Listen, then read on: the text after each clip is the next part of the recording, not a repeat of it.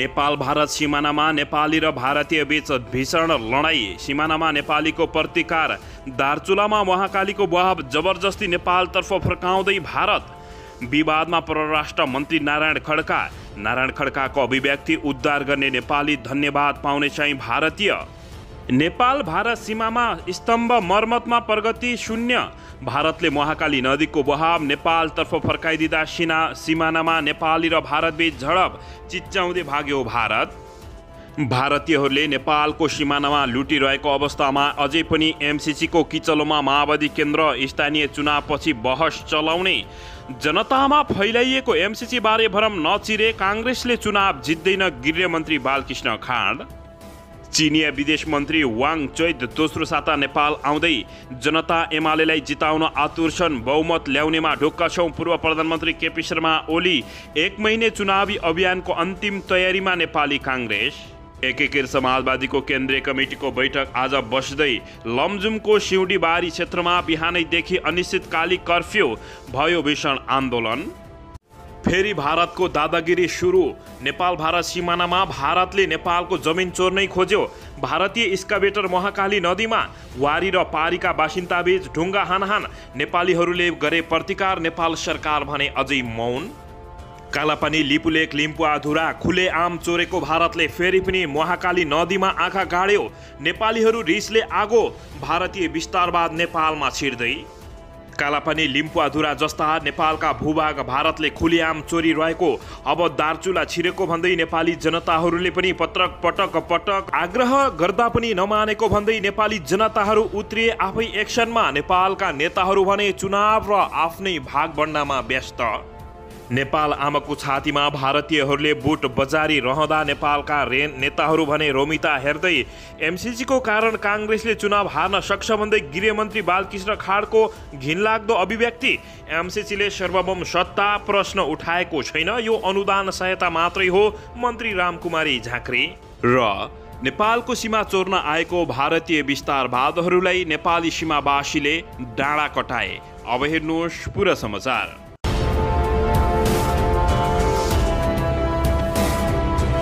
दर्शकबिन नमस्कार। तपाईहरू यति बेला युआर नेपाली युट्युब च्यानल हेर्दै हुनुहुन्छ। दर्शकबिन यदि हाम्रो च्यानल युआर नेपालीसँग अझै पनि सब्सक्राइब गरेर जोडिनु भएको छैन भने सब्सक्राइब गरी जोडिनुहोला। साथै साइडमै रहेको बेल आइकनलाई दबाउन पनि नभुल्नुहोला। दर्शकबिन तपाईहरूले हामीलाई कहाँदेखि हेर्दै हुनुहुन्छ, कस्तो अवस्थामा हेर्दै हुनुहुन्छ, देशदेखि हेर्दै हुनुहुन्छ या विदेशदेखि हेर्दै हुनुहुन्छ। दर्शकबिन यदि हाम्रो भिडियोलाई तपाईहरूले रेगुलर हेर्नुहुन्छ भने रेगुलर र पहिलोपटक हेर्दै हुनुहुन्छ भने पहिलोपटक भनी कमेन्ट बक्समा गई कमेन्ट गर्न पनि नभुल्नुहोला।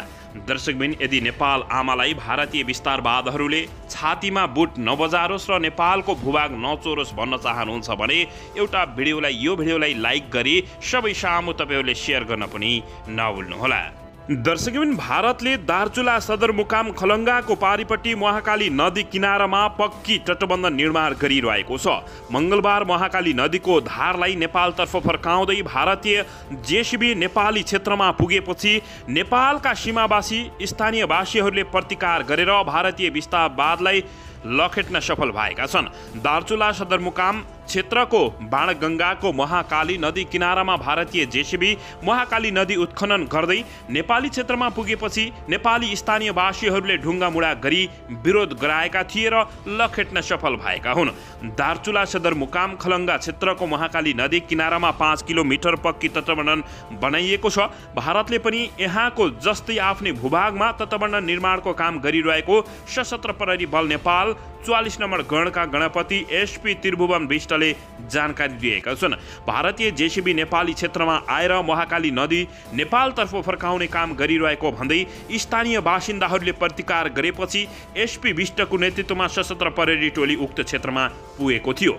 जेसीबी नेपाली क्षेत्रमा प्रवेश गराएपछि स्थानीय बासिन्दाहरूले साङ्केतिक रूपमा ढुङ्गामुढा गरेपछि तटबन्ध निर्माण भइरहेको भारतको क्षेत्रमा महाकालीको बहाव बढी भएकाले अस्थायी रूपमा नदीको पानी नेपालतर्फ फर्काउन खोजिएको रहेछ उनले बताएका छन्। यसबारे भारतीय एसएसबी कमान्ड डेपुटी महेन्द्र प्रतापलाई जानकारी गराएको एसपी विष्टले बताएका छन्। एसएसबीले जानकारी पाएपछि उक्त स्थलमा पुगेको थियो। दर्शकबिन भारतले दार्चुला सदरमुकाम खलङ्गाको पारिपट्टि महाकाली नदी किनारामा पक्की तटबन्ध निर्माण गरिरहेको छ। मङ्गलबार महाकाली नदीको धारलाई नेपालतर्फ फर्काउँदै भारतीय जेसीबी नेपाली भूमि नेपाली क्षेत्रमा पुगेपछि त्यहाँका नेपाली स्थानीय बासिन्दाहरूले प्रतिकार गरेर भारतीयलाई चिच्याउँदै फर्काउन बाध्य पारेका हुन्। तटबन्ध निर्माणमा भारतीय प्रशासनले नेपालको प्रशासनसँग सामान्य नगर्दा यस्तो समस्या आएको दार्चुलाका प्रमुख जिल्ला अधिकारी दीर्घराज उपाध्यायको भनाइरहेको छ। महाकाली किनारामा निर्माण भइरहेको तटबन्धनको संरचना लगायत विषयमा जानकारी गराउन भारतीय पक्षलाई अनुरोध गरिएको भए तापनि हालसम्म जानकारी नगराइएको उनले बताएका छन्। महाकाली सिमानामा नदी भएकोले नेपाली पक्षलाई त्यसबारे जानकारी गराउनु पर्थ्यो। प्रमुख जिल्ला अधिकारी उपाध्यायले भने आज उक्त घटनापछि जिल्ला प्रशासन कार्यालय दार्चुला र भारतको पिथौरागढ जिल्ला प्रशासनका अधिकारीहरूबीच कुराकानी भएको उनले बताएका छन्। उनले तटबन्धनबारे नेपाली प्रशासनलाई जानकारी नगराउनु भारतीय पक्षको कमजोरी र दादागिरी भएकोले यस्तो घटना भयो भनेका छौँ। अब भारतका प्रशासनिक अधिकारीले कुरा गर्छन् होला उनले बताएका हुन्। विरोध भएको क्षेत्रमा दार्चुलाका सहायक प्रमुख जिल्ला अधिकारी सुरक्षा निकायका प्रमुख लगायत अधिकारीहरू पुगेका थिए। प्रशासनिक अधिकारी तथा सुरक्षा निकायका प्रमुखहरूले स्थानीयहरूलाई प्रशासनिक तहबाट समस्याको समाधान गरिने समेत आश्वासन दिएका छन्। दर्शकबिन पछिल्लो समय कालापानी लिपुलेक लिम्पुवाधुरा जस्ता दर्शकबिन नेपालका भूभाग भारतले चोरिरहेको अवस्था छ।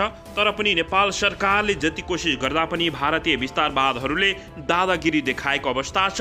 दर्शकबिन यदि तपाईहरूले नेपालको भूमि फिर्ता होस् र भारतले अझै नेपालको भूमि चोरोस् नचोरोस् भन्न चाहनुहुन्छ भने यो भिडियोलाई तपाईहरूले अवश्य पनि प्रतिक्रिया दिन नभुल्नुहोला। दर्शकबिन यसैबीच यता भने नेपालका परराष्ट्र मन्त्री नारायण खड्का यति बेला विवादमा मुछिएका छन्। युक्रेन र रुसको युद्धबाट विस्थापितको उद्धारमा भारत सरकारको सहयोग रहेको नेपालका परराष्ट्र मन्त्री नारायण खड्काको अभिव्यक्तिप्रति युरोप स्थित नेपाली समुदायले आपत्ति प्रकट गरेको छ। मन्त्री नारायण खड्काले सोमबार मन्त्रालयमा गरिएको पत्रकार सम्मेलनमा युक्रेनमा रुसी आक्रमणपछि भारतको उद्धार टोलीको सहयोगमा नेपालको उद्धार गरेको बताएपछि गैर आवासीय नेपाली सङ्घ पोल्यान्डले आलोचना गरेको छ। दर्शकबिन सङ्घले मङ्गलबार विज्ञप्ति जारी गर्दै अल्पत्र नेपालीको भारत लगायत देशले उद्धार गरी पोल्यान्ड लगायत देशमा सुरक्षित स्थानमा स्थानान्तरण गरिएको भन्ने भनाइ आफैमा प्रमाणविहीन हास्यास्पद र लज्जाबोध भएको जनाएको छ।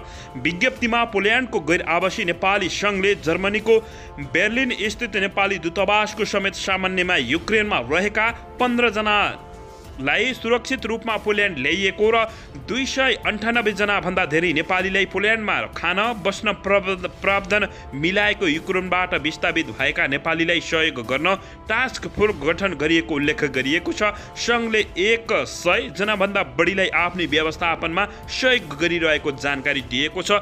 तर भारतीयको प्रशंसा गरेर परराष्ट्र मन्त्री नारायण खड्काले लज्जाबोध गराएको विज्ञप्तिमा भनिएको छ। दर्शकबिन यसैबीच विज्ञप्तिमा युक्रेनमा अल्पत्र नेपालीको उत्थानमा नेपाली सरकारले यथोचित ध्यान नदिएको र नेपाली संस्था र समुदायको प्रयासले उद्धार गरिएका नेपालीलाई छिमेकी देशले देशको मद्दतले भएको भनाइलाई सरकारी संयन्त्र नै नेपाली संस्था र गैर आवासीय नेपाली सङ्घमाथि अविश्वास पैदा गरेको समेत उल्लेख गरेको छ। यसअघि गैर आवासीय नेपाली सङ्घ र जर्मन रुस स्थित नेपाली दूतावासहरू रहेको एक उच्चस्तरीय समिति मार्फत नेपालको उद्धार गरेको थियो। नेपालीको उद्धारका लागि नेपाली सङ्घ संस्था NRN र जर्मनीका लागि नेपाली राजदूतावास रामकाजी खड्का सीमा क्षेत्रमा खटिएका थिए। तर भारतले सहयोग गरेको भनेर यति बेला आलोचना समेत गरिएको छ। दर्शकबिन यसको बारेमा तपाईहरूले अवश्य पनि प्रतिक्रिया दिन नभुल्नुहोला। दार्चुलामा महाकालीको बहाव जबरजस्ती नेपालतर्फ फर्काउँदा भारतीय विस्तारवादसँग नेपालीहरूले प्रतिकार गर्न बाध्य भएका छन्। सिमानाबाटै भारतीय विस्तारवादहरूलाई नेपालीहरूले ढुङ्गामुढा गर्दै लखेटेका छन्। दर्शकबिन यसैबीच नेपाल भारत सिमानामा रहेका सबैजसो सीमा स्तम्भ सन् 2022 भित्र अद्यावधिक गरिने भनिए पनि 2 वर्षदेखि सीमा क्षेत्रमा स्तम्भ मर्मत तथा नयाँ स्तम्भ बनाउने काम ठप्प रहेको छ। सीमा स्तम्भ निर्माण गर्ने मर्मत गर्ने एकतर्फ अतिक्रमण भएका स्थानहरू पहिल्याउने काममा 4वटा संयुक्त टोली संलग्न रहेको थियो। तर 2 वर्षदेखि सीमा क्षेत्रमा त्यस्ता कुनै पनि काम नभएकाले सीमा क्षेत्रमा समस्या देखा पर्ने गरेको स्थानीय तहका जनप्रतिनिधिहरूले बताउँदै आएका छन्। दुई देशको सीमा क्षेत्र कुनै एउटा देशले एकतर्फी रूपमा संरचनाहरू निर्माण गर्न पाउँदैन। त्यही भएर कतै अल्पत्र भेटिएका सीमा स्तम्भबारे समेत केही गर्न नसकिने अवस्था रहेको समेत स्थानीय तहका जनप्रतिनिधिले बताएका छन्। नेपालका नेताहरू भने दर्शकबिन शक्ति आर्जनमै लिप्त भएका छन् घिनलाग्दो तरिकाले।